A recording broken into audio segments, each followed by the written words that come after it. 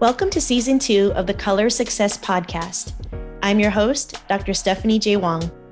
Guy Tang is a multi-hyphenate, a hair guru with millions of followers on YouTube and social media, and a product line, musician and reality star of Netflix Bling empire, and he is so much more. We discuss racism and the trauma he experienced growing up in Oklahoma. He emphasizes the importance of kindness, standing up for equality, and Asian representation. He shows his multidimensionality, encouraging others to not judge people based on a snapshot in time. Please welcome Guy Tang. I think I'll start off by sharing with you my story growing up in Tulsa, Oklahoma, where I was born and raised in 1981. And as you know, during those times, there were no social media. We have no Instagram, Facebook, MySpace, Twitter, none of that stuff. So we have no way of connecting to anyone that looks like us. It's what we were fed on, through MTV or magazines, movies, the news, television, whatever the media fed to us. And time moved slower back in the day also. Sure. When the news comes out, the news stays for a longer period of time because it didn't move as quick without social media. And, being raised in those times, I remember I was the only Asian kid throughout elementary school. In middle school, I believe maybe there's two others. But what's funny is I remember, even though we see someone that looks like us, we're too scared to talk to each other. Everyone was just trying to fit in. So it was almost awkward to talk to one another because we didn't even know how to interact with each other.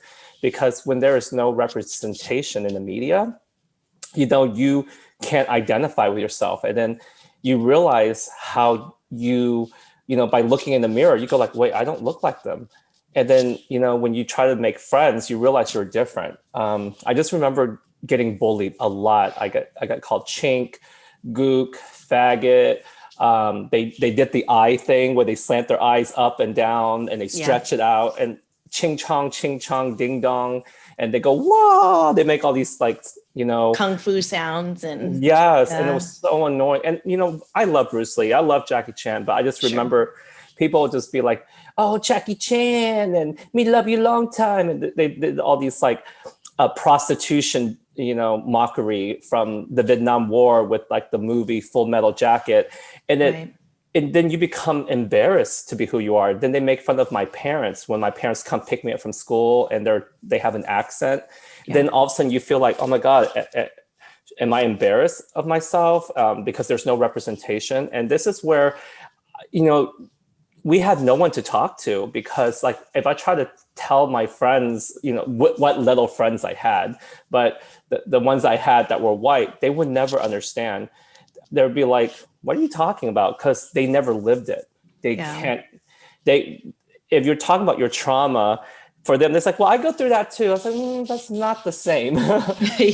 Because it's so much more complex because we have different cultures, different language. And when we go home, it's a different life. We celebrate, different holidays like New Year's, and we celebrate them differently. We speak different languages and, we take off our shoes when we go in the house and we have different mannerisms and certain things. And it made it so difficult growing up. And what made it even worse was I remember that I found a small community in Oklahoma that were Asian that I met these kids through actually my mom, because my mom had a friend who was, the same age and she had kids.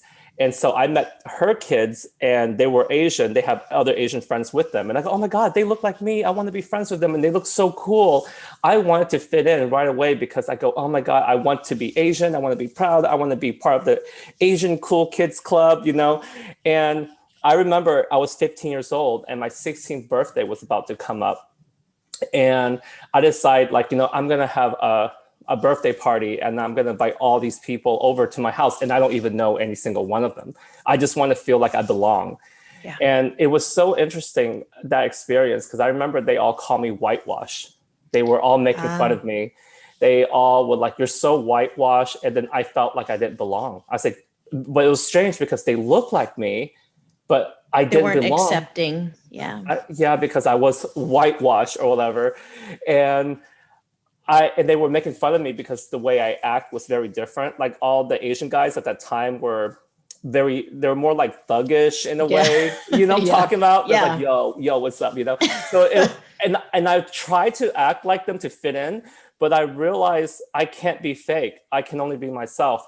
So when I act like myself, they start calling me faggot. They start making fun of me. They start saying, man, you're gay. You know, they start saying all those things. And at the time, I didn't know my sexuality. I didn't know, I was 15. I didn't know if I was gay or straight or Asian American. I'm just trying to figure myself out. And at that time, I was dating a girl. She's Caucasian, she's white. And it was a very strange relationship. You know, you're young, you're trying to figure things out. Sure. It wasn't really like a true girlfriend boyfriend. You're just like 15-year-old, you know what I'm talking about? You're young. So anyway, I remember she called my house, and then one of the Asian girls at my party picked up the phone, and for some reason, the girl I was dating, the white girl, she started making racist comments towards the Asian girl, kept on saying, ching chong, and me love you long time, go back to your country, and all these racist comments towards, the Asian girl at my house. And then the Asian girl got mad.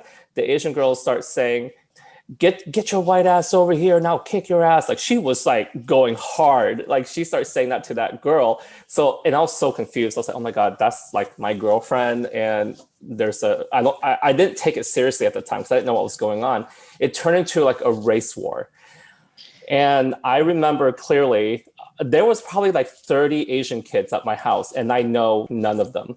And then this Asian girl is threatening to kick your girlfriend's ass. Yes, because she was calling her like ching chong and racist comments, which was weird because she was dating me and I'm Asian. So why would she make those comments? I don't know. I was confused. I remember that day, her cousin was, the white girlfriend. Her cousin is very racist. He hates people of color. He came over to my house. He was looking for me and he wanted to fight me. I remember he brought like baseball bats, weapons over to try to like beat me up, but he didn't realize his house was filled with 30 Asian people and he couldn't tell us apart. He didn't know who was me. Oh God. I know. Well, which is it's interesting, right? There's like a double-edged sword there. Yeah, it's like a stereotype that is racist. I don't know. He couldn't find me because I was standing right in front of him, but he couldn't find me. He's like, he's looking for me. Anyway, the threat kept on going all night because they were afraid to do anything. But then 5 hours later, I believe it's about 10:15 p.m., he came over with a gun this time. And I don't know where he got the gun, but we are in Oklahoma. So a lot of people go hunting, deers and wildlife out there. So they have guns. So he brought a gun over. And I remember he was threatening to shoot us. And it was very scary. It was right in my front yard. One of the Asian guys at my party grabbed the closest weapon he could get, which was a sword, which is another stereotype, but that's a whole nother story. Because you know how we decorate swords on the fireplace, on the mantle? Sure, yeah. He just grabbed it and then went out there and started swinging this sword. Now, this sword was not even sharp. It was for decoration, but he swung the sword at the white dude and cut his shoulder, in his arm, in his face. And, the first 5 or 8 seconds, you're like, oh, it's not sharp. We're going to be fine. It's just like a paper cut. No big deal. Sure. Within 8 seconds, it starts spraying and squirting blood everywhere. It was like something out of a movie, Mortal Kombat or Kill Bill or something. It was like, I've never seen anything like it. His arms literally almost fell off. And blood was all over. The puddle was all over my front yard. And one of the Asian guys was standing close to the attack. He got his wrist cut open. And I didn't know it was as bad as it, was. He ran into the house and there was blood all along the walls because his hand was bloody. Blood was dripping all along the carpet into the kitchen. The white guy, he held onto his arm, jumped on the back of the pickup truck, and he kept on screaming, these fucking chinks, fucking gook, mother, he was just cussing and screaming. And I heard a gunfire because when his arms got cut, the gun went up into the air and it fired, but it didn't hit anybody, thank God. But he was there to kill. And I remember calling 911, and everyone, I remember all the girls at our party was crying. I was on the floor on the phone. It seems like an eternity before the ambulance came to get him. I thought he was going to die because he lost so much blood. There was a puddle of blood in my house, in the front yard. It was like a crime scene. I remember having to go to the police station, and they interview us like, I don't know, like maybe 3 or 4 times, asking the same questions to make sure we're not lying. Sure. So they record us. And I remember when they got printed out in the newspaper, they villainized us. They villainized the Asian people. They said, oh, these Vietnamese people with samurai swords. And they turn it into like they changed the narrative. Even though when I was at the police station, I told my story about them coming over to my house, trying to kill you, trying to kill me with a gun, with racist, languages. It was self-defense when one of our Asian friends grabbed the sword. It was self-defense because he had a gun. What are we supposed to do? But no one took us seriously. No one took the Asian community seriously. We turned into like a villain and a mockery. They were calling us samurais and samurai swords and ninjas. And it just became a whole thing. And because it's considered a smaller town, compared to like LA or whatever, sure, the news spread like wildfire all over the town. And I didn't know what to do. I couldn't even go back to school because the thing is that the white dude, I don't know his name, but he survived. He didn't die. He got his arms reattached. He lost a lot of nerves. He can't move his fingers, but he got it reattached. His arm was saved and his face has stitches. And our Asian friend, he lost his nerves to his 3 fingers. He can only move these 2. And I remember everyone pointed fingers at me because, well, you're the one with that white girl. You're the whitewashed guy. You're the one that hang out with white people. And that's what they kept saying to me. And I go, oh my God, I have no place.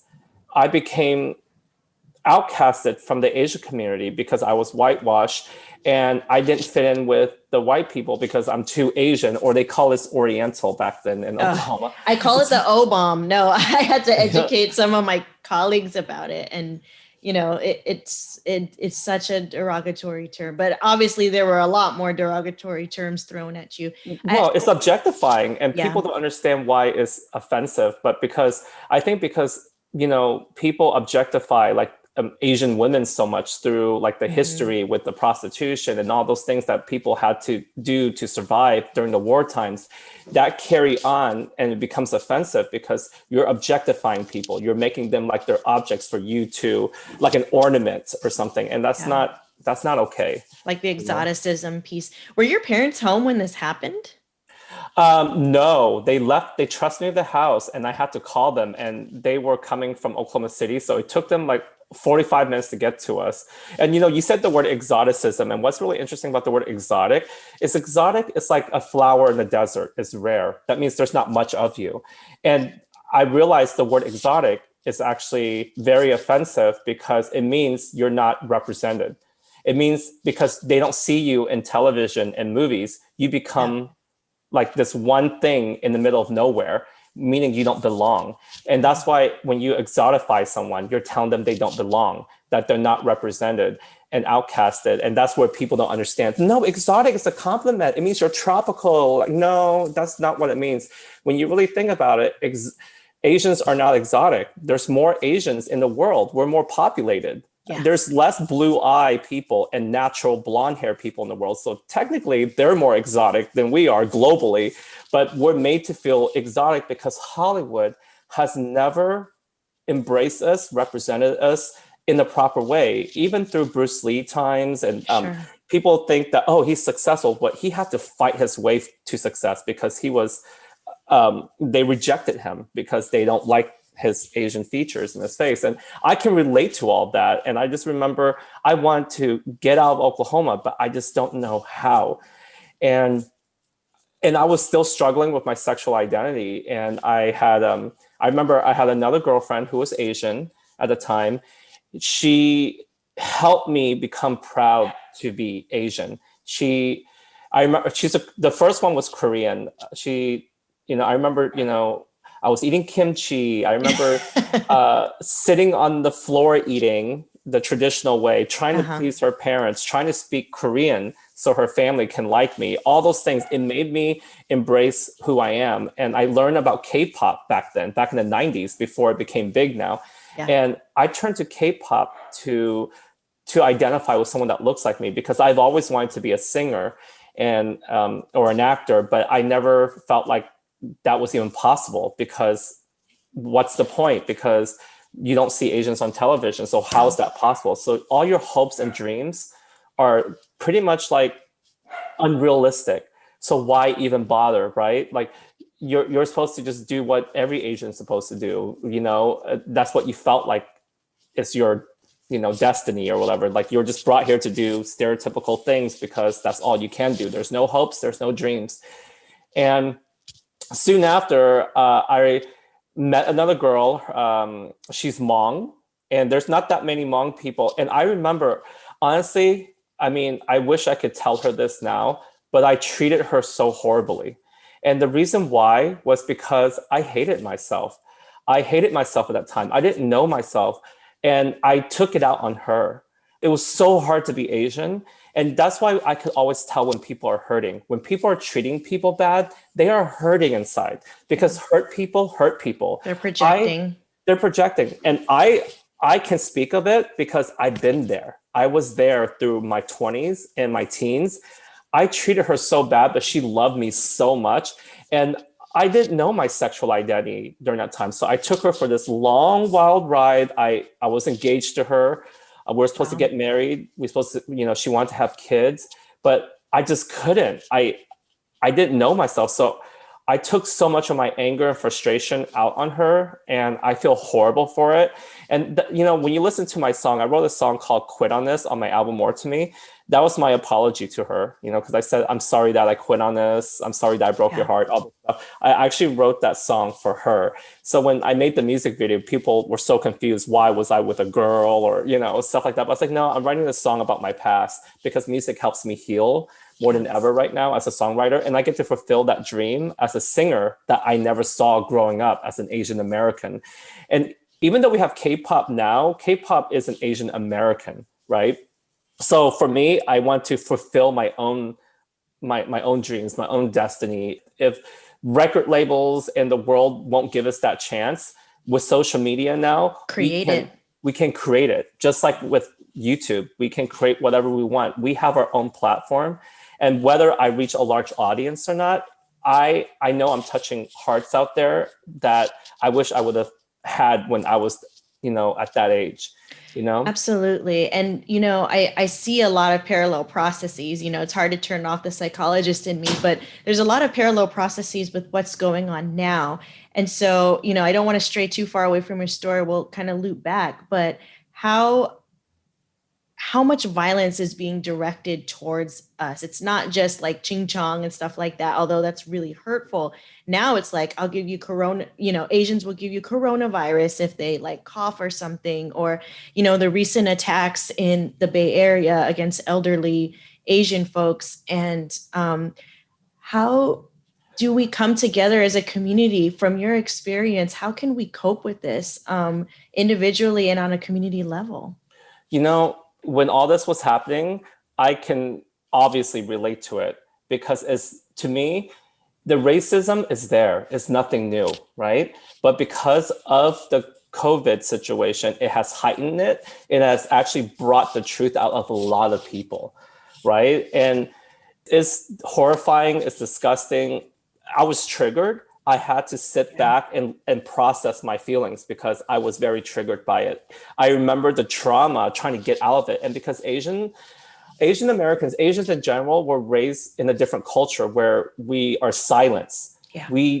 Our voices are silenced. We don't get to speak up. And when we try to speak up, they silence us. They gaslight our feelings, because, we're living in a world where it's like, one end of the spectrum to the next, and there's no in between. But they don't realize we have never had representation. We never had like a Beyonce or an Oprah or a Mariah or Ariana Grande or a Britney Spears. We never had a pop star, a role model, or a Tom Cruise or a Brad Pitt. Asian men never had that representation. And what happens is we start fighting each other.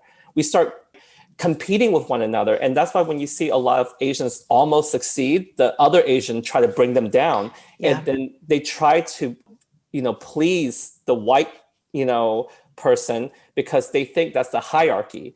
And what happens is everyone's reaching for the white, and then you start turning on each other. And the reason why I'm bringing this up is, as I was doing hair, I had a lot of Asian female clients.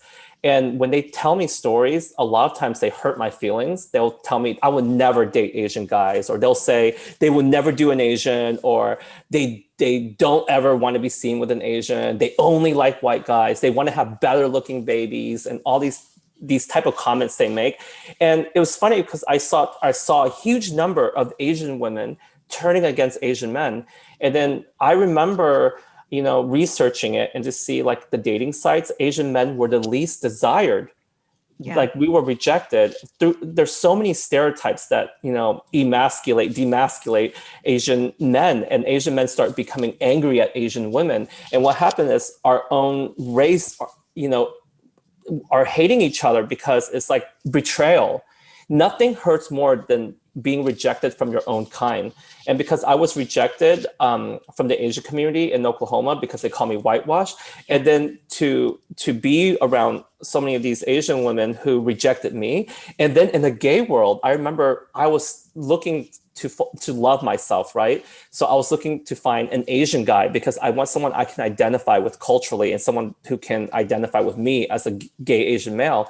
So many of the gay Asian men community didn't want to date Asian guys. They only want the white guy because they saw white guys as the white knight, the savior, the hero. Putting them on a pedestal. Because of the Tom Cruises and the Brad Pitts and all these hero, all the Disney character movies, the prince have always been white and the hero has always been white. All the superhero characters has always been white.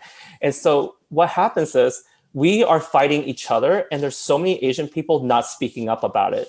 I see so many Asian people that I know, they dismiss it. They try to ignore it. They try to act like, well, I don't know what you're talking about. I never experienced that. And they're just like, what they need, they don't realize that they have a lot of internalized racism. Yes. They don't realize, and they're gaslighting themselves. Just because someone haven't experienced, just because you haven't experienced something doesn't mean it doesn't exist. For example, I don't have to be a woman to know what women go through. I can tell, women aren't treated equally, it's society. Called empathy. It's called empathy. Yeah. I know. And that's why I always support women. All of my heroes have always been women. Like I choose like Katana and Sonya over. My goodness. I loved them. In Mortal Kombat, I choose Chun-Li in Street Fighter. I choose Supergirl over Superman. I choose Batwoman over Batman.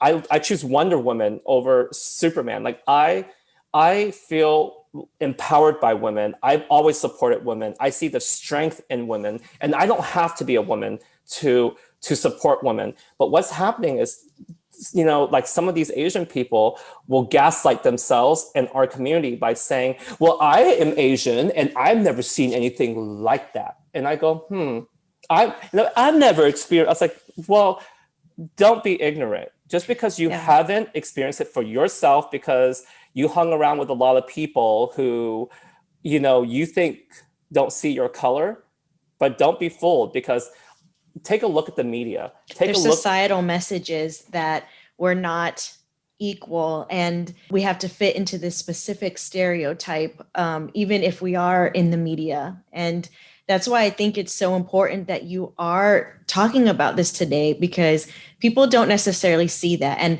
I absolutely love and loved watching Bling Empire. And so given though that narrative, that brief snapshot that people get of you and get of Asians, because, obviously aside from Kevin, love Kevin, but aside from Kevin, everyone's rich. And so I guess there, in a way, there is a sense of insulated community, and that these Asians are what we're aspiring to. So how do you look at that contrast from where you came from to now? Because you've built an empire, people think that they know who you are and that perhaps this is other Asian. And I totally agree. I've been in these clubhouse groups where, yeah, there's 3,000 Asians in the room, but there's a lot of clashing in terms of what we should do with dealing with racism. Of course, there you mentioned, the Asians that you grew up with in Oklahoma who are like, yeah, let's kick people's asses, like F this, we're gonna stand up for ourselves in that way. And then others are like, oh, let's call the police or let's not call the police. And so they, like you said, there's limited solidarity in what's going on right now. And even within our ethnic groups, we can't agree on how to move forward. So what's really interesting, because I know you brought up Bling Empire. The one thing that I think is really cool about it is that it is representation, whether it's relational to a lot of people's experience or not. Because I personally don't really relate to a lot of I don't relate to Jamie, and I don't relate to a lot of them because they were born into a trust fund. They have the money there. I didn't have the toys I want when I was a kid. I couldn't afford to buy anything. I struggled. I was broke when I first moved to LA. I didn't have much money, and all the money I had was gone in an instant because I put it back into investing and building a business. I struggled. And that's the part that I wish they would have shown on the show. We filmed so many memories. I allow my vulnerability to show through on the show, but they never used any of it. And I don't know why. Maybe because my story was very race related and very deep and intense. And I think, marketing wise, I don't know, I don't even know I was supposed to say all these things, but I think because they have to think about, it has to be successful. The show has to do well, and it has to reach the masses. And if it turns people off by talking about a matter maybe that is too intense, what happens is if the show fails, we all fail. They have to think about success for the Asian community. And if the show do well, we can have more shows. We could have season 2, season 3, or we can have a spin-off and talk about these type of topics. But I do remember that I allowed them into my personal life, the crew. They filmed me have so many breakdown moments, crying with my husband, talking about hiring Kevin as the face of my brand. I remember just so many emotional moments where I talk about having a gun held to my head. I talk about the racial attacks and why my brand is with my identity, my color line, my product line that I created. I wanted an all Asian face to my my campaign that I was doing. And most people on my team at the time were mainly Caucasian, white. We had 2 Asian girls that work at the office at the time. They totally understand what I was saying, the importance of the message. And we filmed all that. I did a whole campaign thing where I wanted to talk about why I want an Asian face out there. And when I really look at it now, I think it didn't make the final cut because it was too intense, too dark, and they want the lighthearted commercial thing to it. And plus, I didn't know. I felt honestly when I saw that, I felt really rejected because I'm also gay. So I felt like, well, was it because I'm gay? Is it because I'm not commercial, or is it because my hair's too long? And I started questioning myself again. And it was very hurtful. I remember crying a lot after, but I had to be strong and happy for all of my castmates because this is a big movement for Asian Americans. I was proud of Kevin. I was proud of everybody on the show because I had to put my feelings aside and go, you know what, this is for a bigger cause. If this show does well, who knows where we go from there? And sure, those scenes of me wasn't included. And I felt like, oh my God, all people saw was that penis pump scene. So I looked like a comedic joke, like that gay friend that is there for laughs. And so I didn't want to express that too much because I didn't want to make it about me when everyone's happy, And well, it's here. And I think this is the best forum to kind of talk about it because like I said, when I approached you about this, it was about multidimensionality because you mentioned that word. And I was like, wow, that really sums it up. Of course, we don't want to be reductionist, but it really shows that there's so many layers to you, to people. And I was waiting for more. And hopefully, there is a season 2, season 3, because these are very important topics to the Asian experience. And the more we can talk about it, the more people can kind of see how hurtful it truly is. I mean, like I mentioned, I have 2 young daughters. We have conversations about politics, but I'm not going to shield them from the things that are going on, even though they have a different level of privilege than myself, because my parents are working class, like they're still in the restaurant business and, in retail and things like that. So I'm kind of the odd one in that sense. And even in psychology, it's like my optometrist asked me several years ago, "Oh, you have a PhD in clinical psychology. What do you do with that?"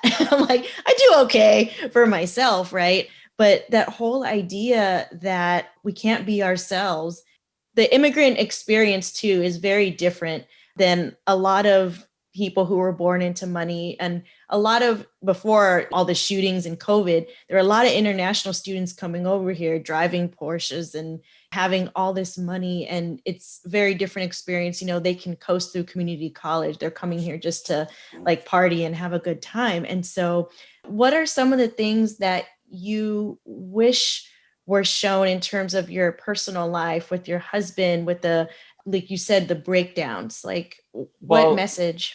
In my opinion, because of everything that we're going through right now, the climate, if they had added those clips in, I felt like it would have kept it more grounded. It would have been more relational. Like, it's more relatable to me. But I also understand, like, the show is called Bling Empire, and it has to bling. And what I didn't have was, I'm not very blingy. I'm not a show offer, and I came from nothing, and I've struggled, and I built my own empire. Yeah. I wasn't born into it. I built my own, and I wish that would have been shown, but hopefully season 2, if there is one, or when there is one, or something, because I felt like if I wasn't me and I was somebody watching the show, had I have seen those moments, I would have go, this show is it. This show would have been like 100% for me. But I get what it's doing, and I am proud of it regardless, because it's like Crazy Rich Asians, because that show was that movie was successful. It allowed us to have Bling Empire. Bling Empire has to do well commercially for us to have a season 2 or have more shows like it that isn't just about being rich and stuff. So I understand the movement. So I'm proud to be part of it regardless. So I'm not bitter. I'm not upset. But I was hurt at first. But then, because I've gone through so much in my lifetime, I've experienced so much in my lifetime. I've gone through the ups and downs. I've had the success, if you will, of YouTube and the Instagram and all those moments. I have my own product line. So I could tell authentic relationships when people really care. And that's why for me, when you reach out to me and talk about these mental health awareness, all these things are so important to me. It's not just, or only about hair. I feel like people only see me, for hair for the longest time. One way, just because they see me on YouTube talking about hair, which I love because hair saved my life. But there's more to me. And that's why I named my album. I named my album More to Me, my first one, because I was like, I'm a person. I'm an activist. I represent, for our community, our Asian people. And whenever I feel it's very important is our community needs to speak up. We need to voice ourselves. And we don't have to be, like screaming at people, but what we could do is educate them. Like, I'll have like certain friends of mine that I work with or coworkers, they might not understand, but I have to understand that they don't understand. How can you expect someone to understand your pain when they've never been through it? It's almost like if someone's trying to tell me, what it's like to, give birth. I can't relate, but I can try my best to understand. It's not a party, let me tell you that. Yeah, So I know I'll never understand, but I'm here to listen. And I think that with people who aren't Asian, who haven't suffered or gone through adversity, for me, it's like, let me educate you. And I'm not saying you're uneducated, but let me share something with you that I want you to know about. Yeah. Like me let you in my inner world, right? Right. Because if they really want to know your pain, if they really want to know why you do what you do, because every move I make is because of my past. And I'll give you an example, like this whole fox eye trend. I don't know if you're aware of it, No. but Can you describe it for? Okay, it's so popular on TikTok right now with all the influencers. Basically, they pose like this. I don't know if you've talk seen to it. my husband about that because he's the TikToker in the family. And they all do this. They all pose like this with their eyes, and they go like this. They'll do the reach over. They'll reach over this way. They'll do this, and I don't know why they do it. And the only reason why I'm doing it now is because I'm trying to show you what they're doing.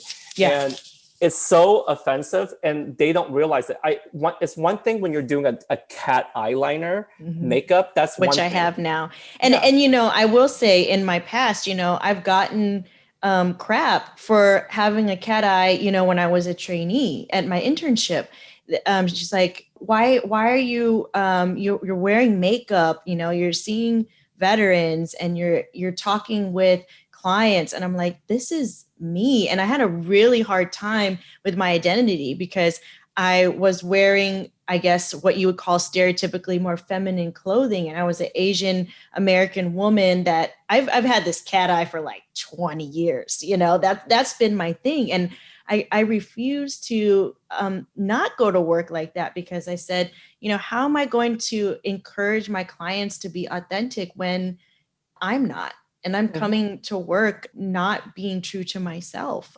But this whole fox eye thing, that is ridiculous. Because it's triggering, because these motions with your hands goes back to racism. Back in the Vietnam War times, we're villainized. They did these eye gestures to make us feel like we don't belong, like we are villains. And we're made out to be bad guys all the time. And to separate us and to divide us. And so when we try to tell them, no, that's offensive, they'll be like, it's just a fox eye trend. It's not that big of a deal, but the gesture is offensive.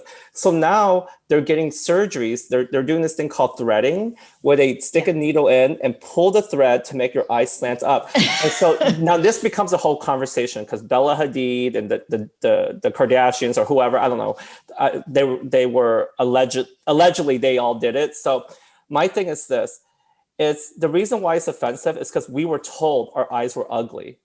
And so we were made, because people say, well, Asian gets double eyelid surgery. I said, the difference is Asians were made to get that, to feel like they were beautiful, to fit in with society, because of the media, because of Western influence, because of colonization, because of racism. Like all these things have made us felt like our eyes wasn't beautiful, our Asian faces wasn't, considered beautiful by Hollywood standards. So through that whole, I don't know how many decades, since the 60s or 70s, whoever came up with that surgery, we were made to be less Asian, look less Asian with our features, like our, lighter skin and less slanty eyes to be less intimidating to the foreigners or the white people that come in or whatever. And so what happens is our story is completely different. It's more of oppression and colonization that influenced that surgery.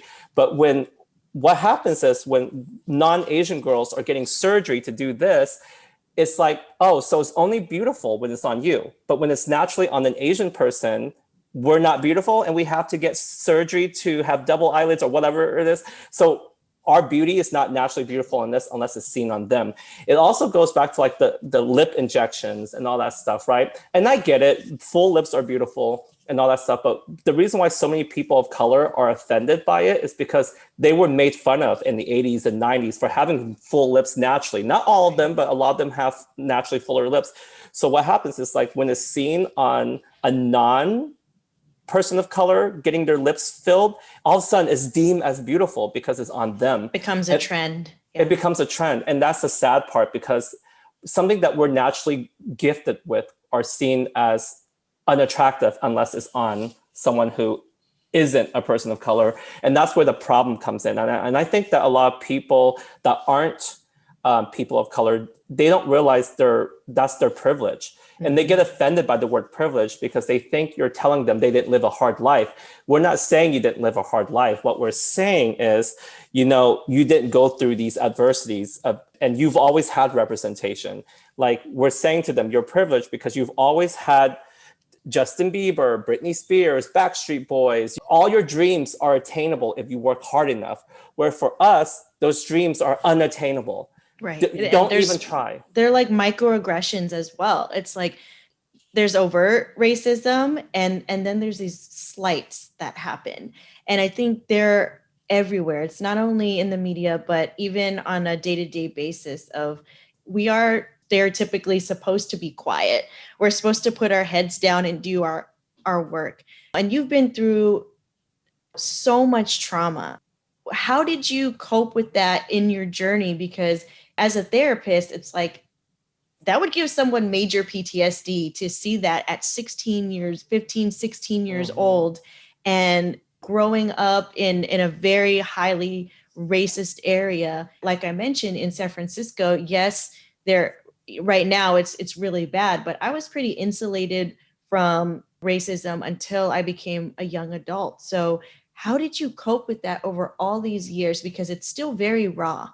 Well, you know what's very fascinating? I remember I saw a comment that someone made towards Kevin in his interview saying, because he said he was the only Asian kid growing up. And they're like, that's not true. There's lots of Asian kids here now. But we're talking about in the 80s when we were born, there wasn't any Asian kids, right? there wasn't. Definitely not on TV.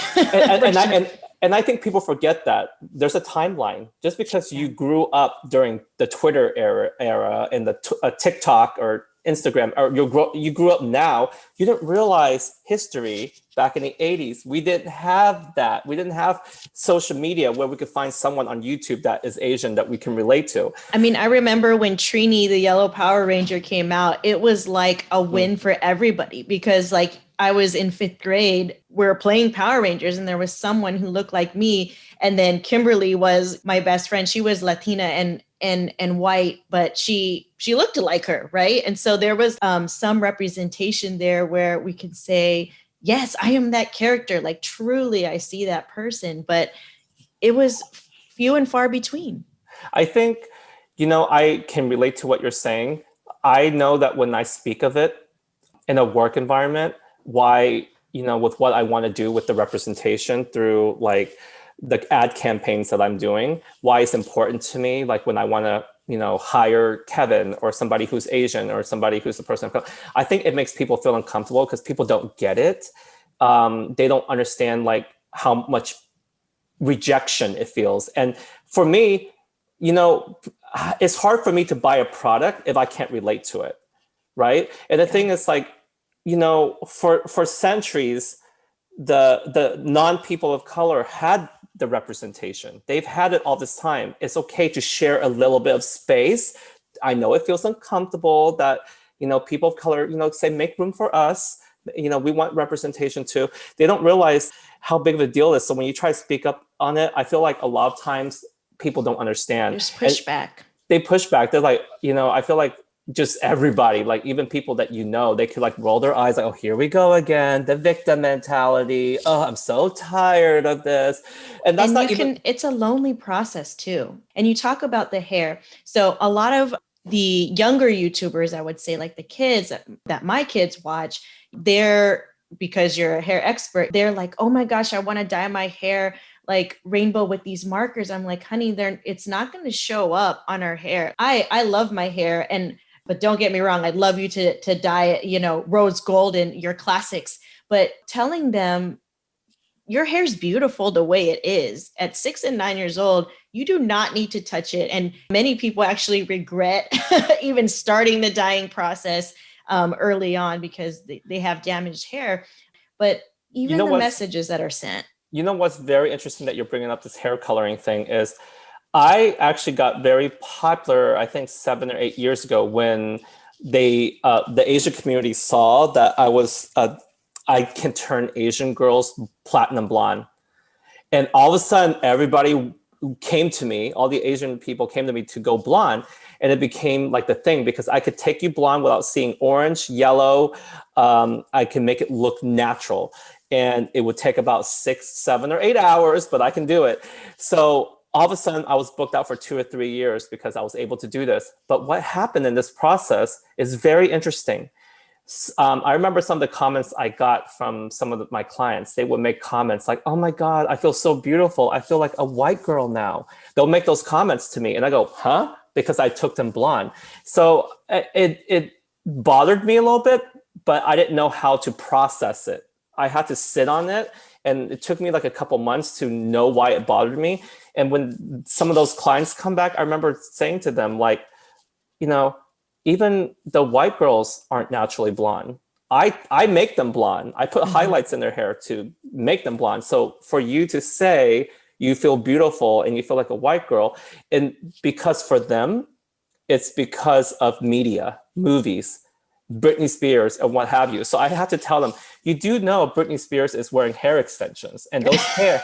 And I Let's said, dispel the myths here. Yeah, and I said, and all of those hair extensions are Asian hair. They're either Chinese hair or Indian hair. So actually, these pop stars that you think you want to look like, they're wearing our hair that's been processed to be blonde.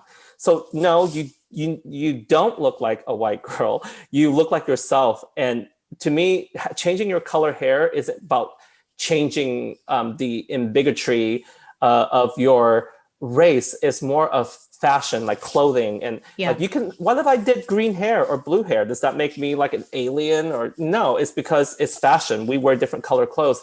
And I want people to feel comfortable when they color their hair, that they're not erasing their race. Yeah. And because that has been a huge topic for so many Asian Americans. They're afraid to color their hair now because like, oh, I'm not, it looks like they're not proud. And that's why it was like, for me, every campaign I come out with has a story. I came out with the Naked collection, the Shadows collection, and a Superpower collection. Naked means, being honest and vulnerable and revealing who you really are. And then Superpower is about having the power, knowing that when you have that power, you have more responsibility. Yeah. It's like, if you're going to become famous or you're going to put yourself out there, it comes with responsibility. Now it's about what you can do for people. And then the Shadows collection is about coming out of darkness and into the light. So every collection I come out with isn't just like, oh, here's a collection. Everything has a story, and that story is rooted back to my story of being an Asian person. I actually have a couple songs on my new album, 1981, that you might enjoy, because I talk about these things, but you might not know it because I wrote it in a way where it's digestible for everyone and not dismissive of everyone. It's for everyone to relate to it in their own way. I wrote a song called Gaslighter on my new album. I have got to. You can guess what that is about. Yeah.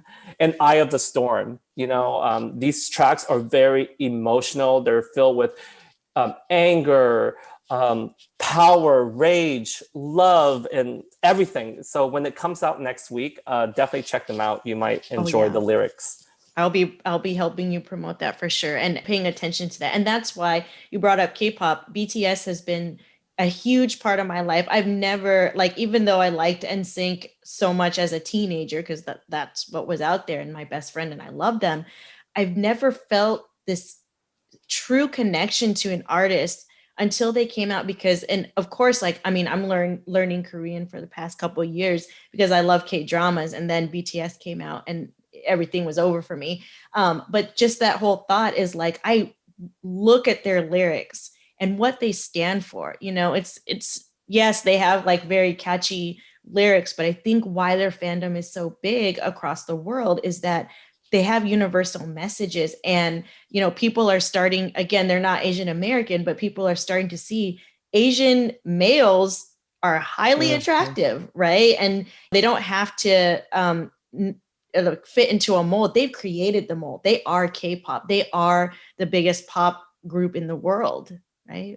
That movement is so huge because all of it's crazy how everyone that I know now go, oh, can you find me an Asian boyfriend? I want an Asian boyfriend. I hear that all the time. I go, well, that's interesting, because growing up, because it's usually the opposite. But my thing is like, through my activism and what I speak about, I don't want to dismiss anyone. And I want everyone to learn, educate themselves, be aware, and stand up for people. When you see violence and when you see someone getting harassed, whether it's sexually harassed or racially harassed or being discriminated against, don't just stand there. Stand up for that person. Speak up. And that's what I do. And that's why, like, through my social media, I don't like yell at people. I don't say, oh, how dare you. I don't point fingers and blame people, because I feel like everybody is going through their own pain. And I think it'll shut down the conversation too, right? And I'm not saying like be palatable all the time, but I think when people are pointing fingers and kind of embarrassing people, or like you said, bullying, so to speak, people will react in a certain way. They get defensive, they shut down, and it becomes a fight. And I know that some people will be like, sometimes they'll tell you to fight fire with fire, but I feel like sometimes you gotta fight fire with water. You gotta fight. You have to be strategic. Mm-hmm. You have to, because you want the alliance. Because now, like, the people I know that aren't Asians are standing with me. They're out there speaking and posting, and they're Black, Hispanic, and white people who are posting about Asian people and the attacks and creating the awareness. And that's what I've noticed that has been very, very been amazing on my part. Is I have a good friend of mine. It's funny because her name's Carla, and we'll talk about stuff, because in person, I actually hooked her up with Kevin way before the show. Yeah. And the thing is, she never really looked at like the race. She just like date the person, and if they're nice, they're nice, and if they get along, they get along. And so, but she never understood like racism and maybe the Asian hardships and stuff. So I just share my experiences with her, and she opens her ears, she listens, and now she continues to educate her family and the people that are around her that aren't even Asian. And she even educates the people that, don't even realize they need the education. So I think that that's the amazing thing about like sharing it, educating them, because people will stand in alliance with you and have your back.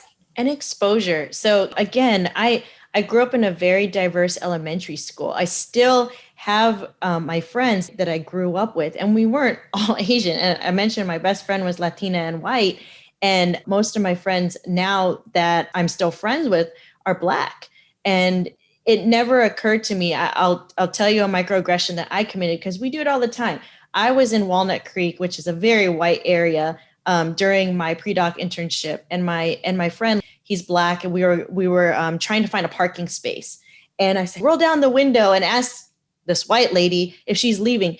He's like, Steph, I can't do that. Only you can do that. She's going to think I'm going to rob her or harm her and things like that. And so I think just by exposure, just by us being friends with people of different ethnicities and sharing those experiences, then we can say, oh, crap, like you are absolutely right. I have to say this, unfortunately, because of the stimulus value that you have, right? And not to say like, for him never to do that. But even now in this racially charged environment, like I would never ask him to do that. Yeah. Okay. So I'll talk about Kevin for a bit. I actually found him through social media for a long time. We work with the same photographers that we modeled for.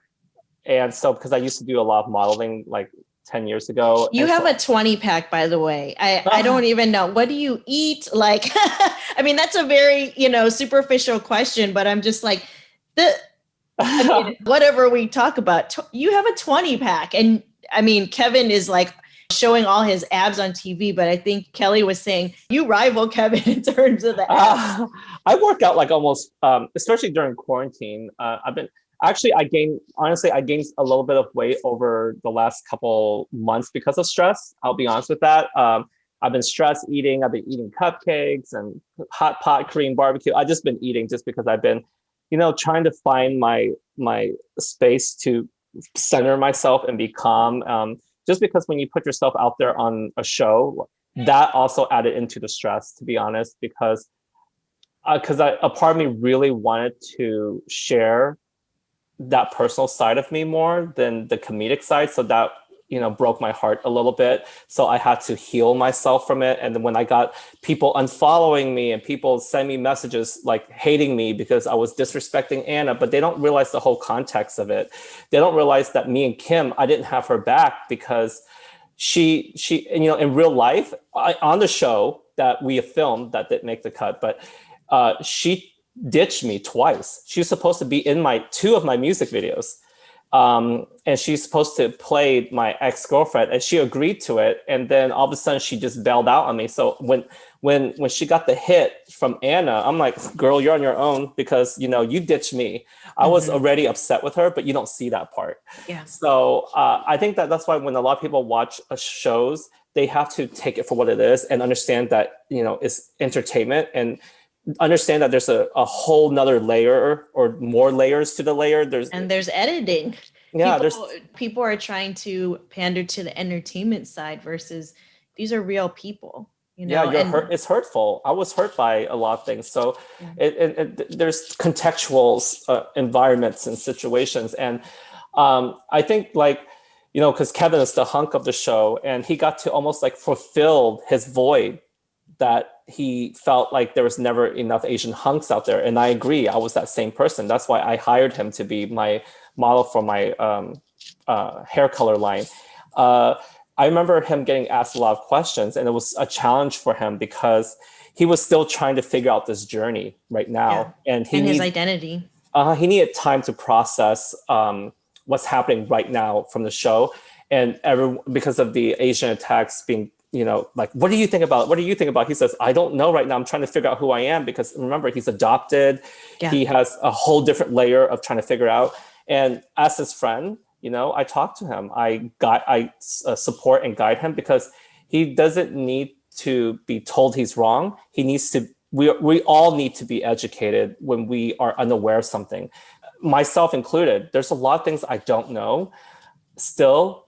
And please educate me if I don't know something, if I'm ignorant to something, because I've said some stupid things, and I was like, please educate me. That's human though, mm-hmm. and I think that's the point, is like, as I grow up, so to speak, I realize the more and more you realize that you don't know, yeah. And I recently read, not to stray too off topic, I recently read The Death of Ivan Ilyich. And the story really resonated with me because it's the death of a judge, and he realizes that he was living his life the way he thought he was supposed to. And how could he die from hitting his head on a doorknob or whatever, decorating his beautiful house? And how could people reject him when he tried to live this lavish life and had quote unquote friends and a wife and the kids and all that kind of stuff? And so I think people are trying to fit themselves in this quote unquote successful life, but like at the end of the day, did it create meaning for you? Mm-hmm. For me, I think, for all of us, success should be happiness. And I think that people think success is fame or money or all these things, but those things don't bring you happiness. I've won so many like hair awards, and it didn't mean anything. It's just like a little trophy looking like thing.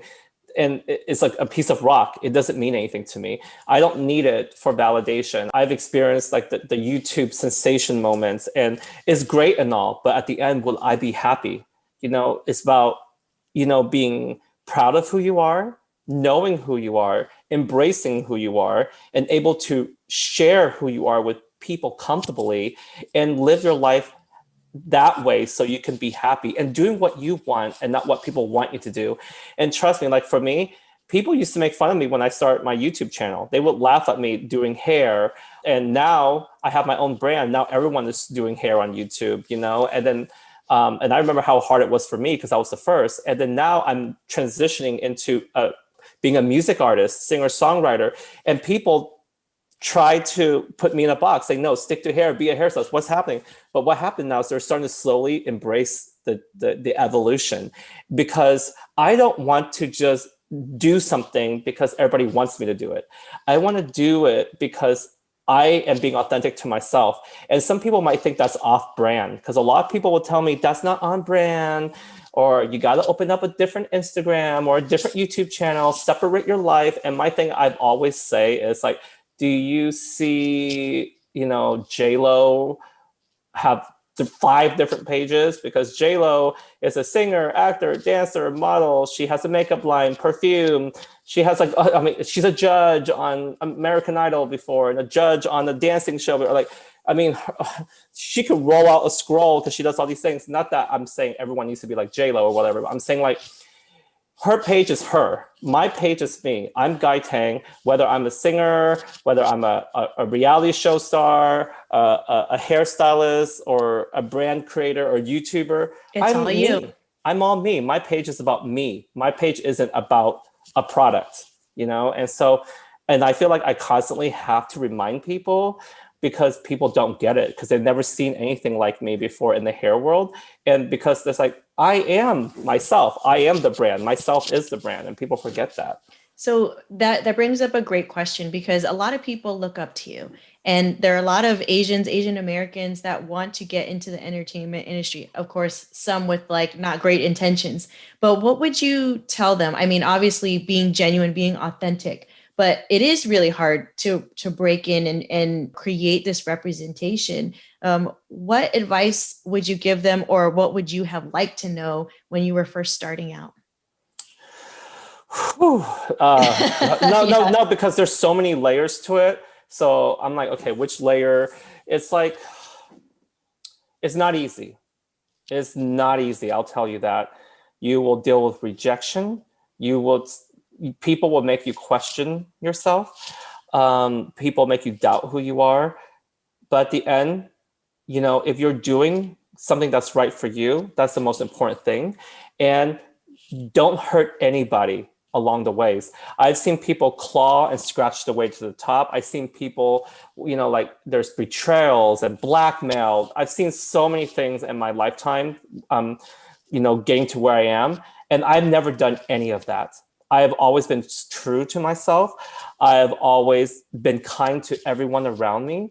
I've had people spread lies about me. I had people try to take away everything I work for. I had people that I were friends with or very close to, and it's funny because it's the people who you think you're the closest to are the people that are going to stab you in the back because they want what you have.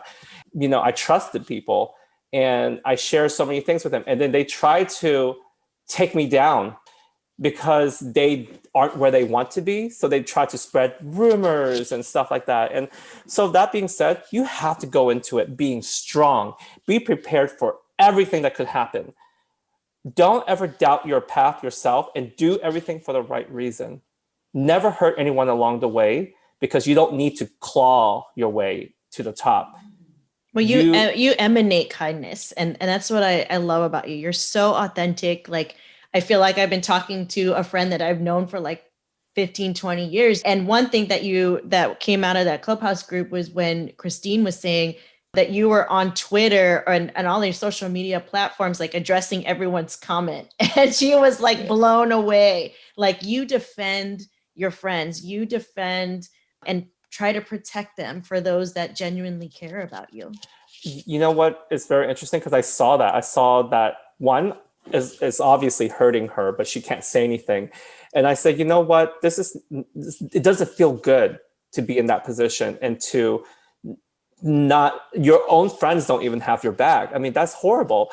And I was thinking to myself, at that time, I was hurting too, because I felt rejected. I felt like, well, where's the rest of my, moments on the show? I was like feeling rejected. Like, oh, is it because I'm gay, or is it because of my hair, or is it because of I'm too intense, or is it because of my racial conversation? It doesn't fit the narrative. I don't know what it was. I was questioning my life, but I literally put myself aside. I put my emotions aside, because I want to be there for her.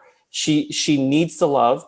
As a friend, I will want that for me. So I want to be that person for someone else, whoever it may be. And everyone that I see that was going through anything, because people don't realize the show only show you like this little piece, Snapshot. This little nugget.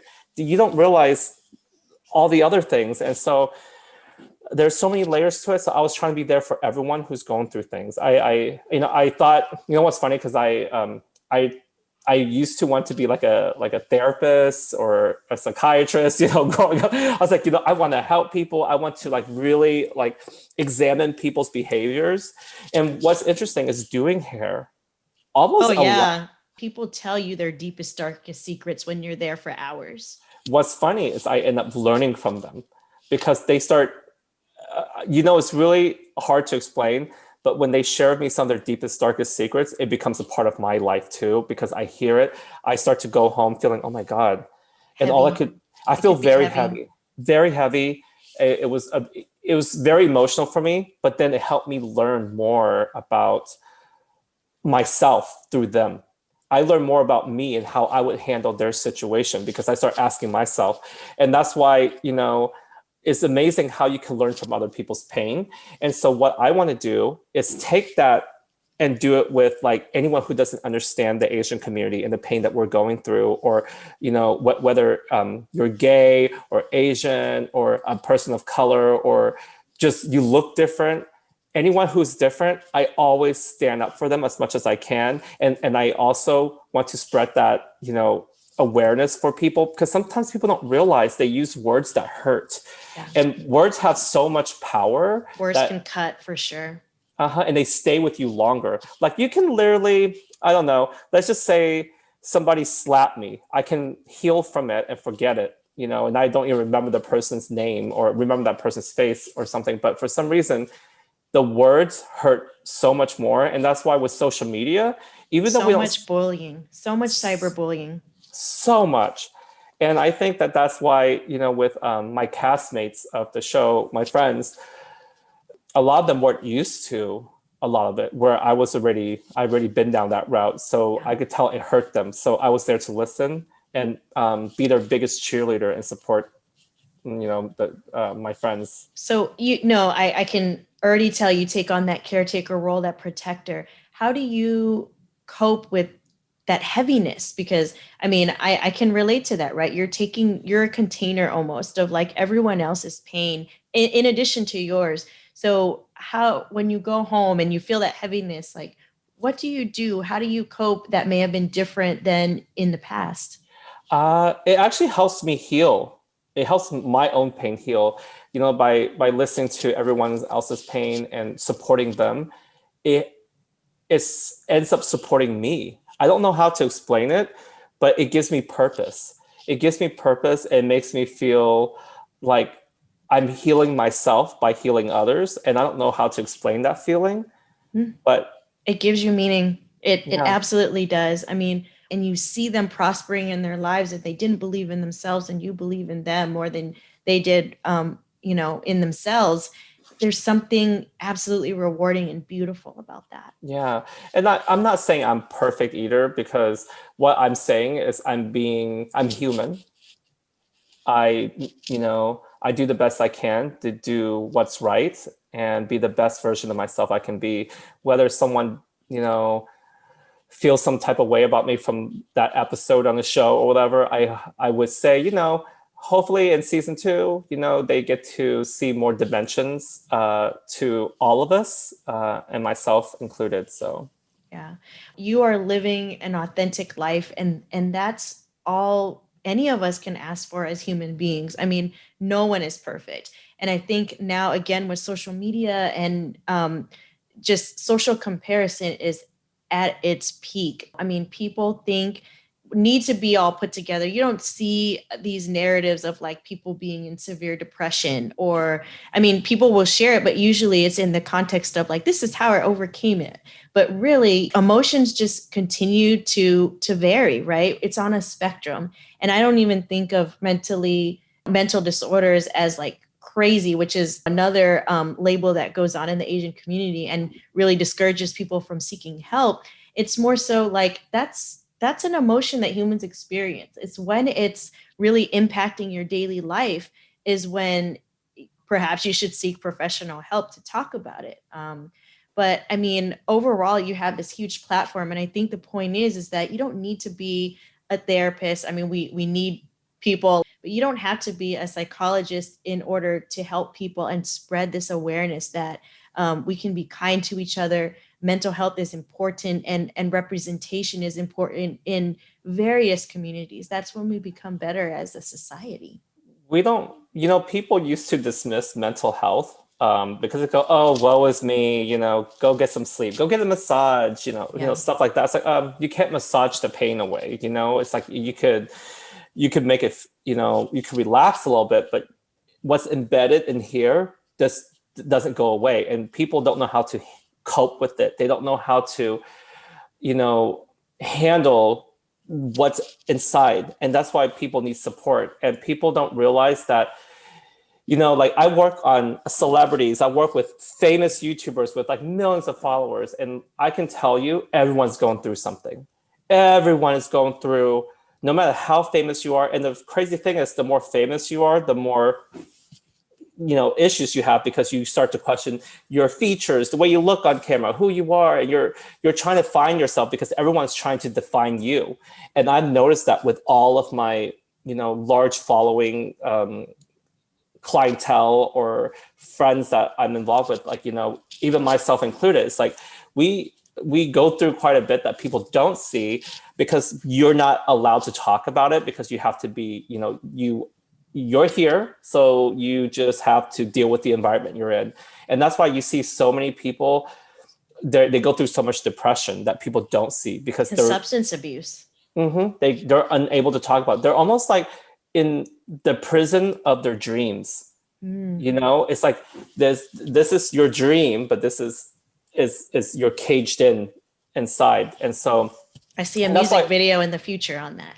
Well, a lot of people say it's lonely at the top. And that's the thing, like when you look at my music videos, they all have subliminal messages, and a lot of people don't really notice it. But like my music video, Give Me What I Want, Kevin and Kane is in it.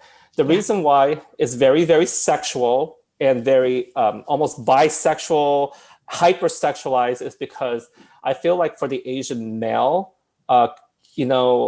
community, I feel like a lot of people desexualize us for the longest time. So I hypersexualize it, not only for the gay community, but for also the straight community, blurring those lines together, and showing that Asian women do desire us. They do want us, because for a long time, Asian guys felt rejection from them. So we're all loving each other in the video and expressing our confidence. And that's what you're seeing. You're seeing confident Asians, both men and women, not afraid. And at the end, you even see one, the Asian girl, her name is Anthea. She's also an Instagram influencer model person that's my friend. She ended up being like the powerhouse at the end. She kicks her heel into my chest. So I give the power to the female. And so that video is supposed to be very sexually charged and empowering for Asian Americans. I don't know how people will see it, but that's how I saw it. So because I never seen anything like that in an American music video that's outside of K-pop. So, and I know that a lot of people shy away from it, and they're like, oh my God, this is so embarrassing. They're like mad at me for it. But it's like, you know what? Have we had this growing up? Because you think of Usher, you think of Cardi B and Nicki Minaj. Nicki Minaj is twerking with her butt in a thong hanging out. Cardi B has her boobs hanging out, squeezing them in the music video. You have Usher ripping off his shirt, thrusting the floor, his hips. But why is it okay for everyone to be sexual? But when it comes to Asians, why are we supposed to be reserved? Why can't we express our confidence and show that Asian men are sexy? And so that's why I did it, to break down those walls. And so many of my music videos, they all tell a story. What's next? How can we unite? But supporting, the Asian communities platform is by, putting your voice out there, saying something, not gaslighting people. When you ever feel like you want to fight against someone, listen to them, understand where they're coming from. And maybe instead of publicly fighting them, maybe send them a DM and ask them, talk to them. Because sometimes when you publicly shame people, you're not going to get what you want. I think that, doing our part as best as we can, kind of like what I told you, we have to actively go out and educate people, create that awareness with our friends. We need the alliance. We need the support, and we need the violence to stop. Obviously, is we have a long road ahead of us, but through representation, through media, now is the time. If you are interested in being an actor, a model, a singer, don't be afraid to pursue your careers or pursue your dream in those arenas, because for years we're told we can't be that representation.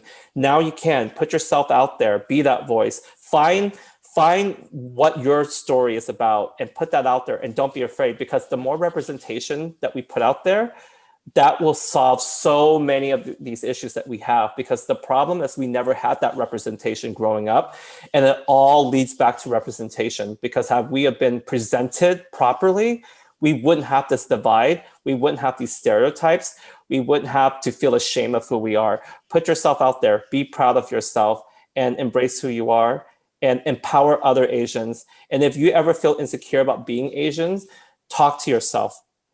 Hold yourself accountable. Acknowledge that you are going through it. Find someone to talk to about it, because you might need that guidance that you didn't even realize you need. Put your ego away, put your pride aside, and realize that you yourself need support and you need guidance. Absolutely. And that's a mic drop right there. But I will say, just get comfortable with being uncomfortable, because that is, that's life. But also, if you are going to put yourself out there, it comes with the good, the bad, and everything in between. And it's not going to be comfortable 100% of the time. People aren't just going to embrace you for being that voice or standing up. Is it comfortable all the time to talk about mental health in the Asian American community? At first, I was questioning myself as well. Why am I doing this? I don't need to do this. And then I saw a post about Asian American men and how they cope. And someone was like, oh, just get a 6-pack, or embrace your family. And I'm like, but someone who's hearing voices or going through severe depression, probably drinking a 6-pack is not the best way to go. And so I was like, okay, this is part of why I'm doing this, because it still needs to be talked about. And like you talked about your trauma, there's also intergenerational trauma. And like you said, to make people feel a little less lonely in the process is powerful. And be there for each other, be there for our community. And that's the best we can do. Because it's just like you said, you're reading up about Asian men. It's like being a male is very interesting, because you're told not to cry. You're told that you can't express your feelings. So imagine feeling dismissed and rejected, but can't talk about it. That toxic masculinity is real. It's hard. And that's why you got to stand by your men, and your men will stand by you too. We have to stand by each other. We have to, so we have to be there for one another and not cause any more gap between us. We got to be that bridge.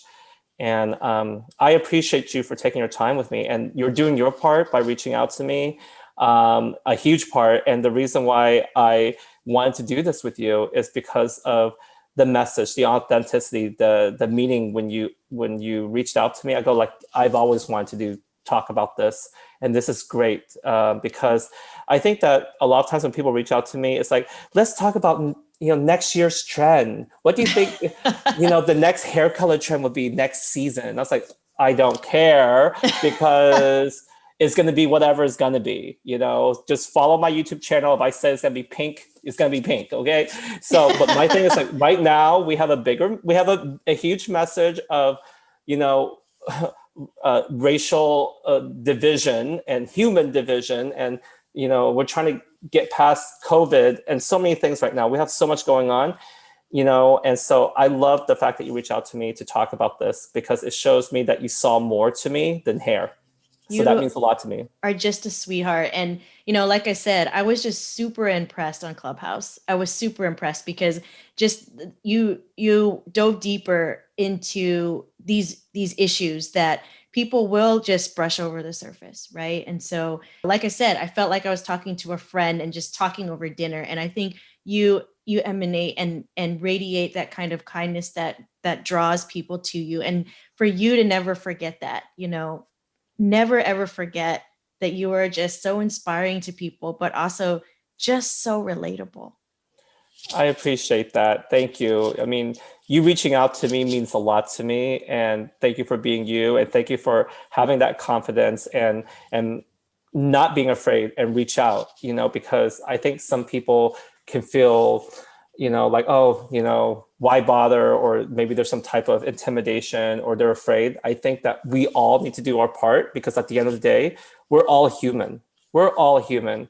We're all vulnerable, and we're all the same. We're all breathing the same air. So the most important thing is never feel like you're less than anyone else, never feel like someone's more than you, and never feel like you're above anyone else, no matter what position you're in, because at the end of the day, we need to level people out to create equality, so people we won't have this divide between our communities and the human race. So Guy, thank you so much. I can't thank you enough. And it's been a blast. Like I said, the time has just flown by, and I hope we can continue these conversations in the future, because you're absolutely amazing. And I think the more we can create community solidarity, the better off we'll be. Thank you. I can't wait to meet you. Maybe like when we get past this pandemic situation, we could have hot pot or Korean barbecue or something. Oh my goodness. You, like I said, you're my long lost bestie. Like I saw that you like Shira and Mariah Carey. Like that's my jam. Like I karaoke every day. So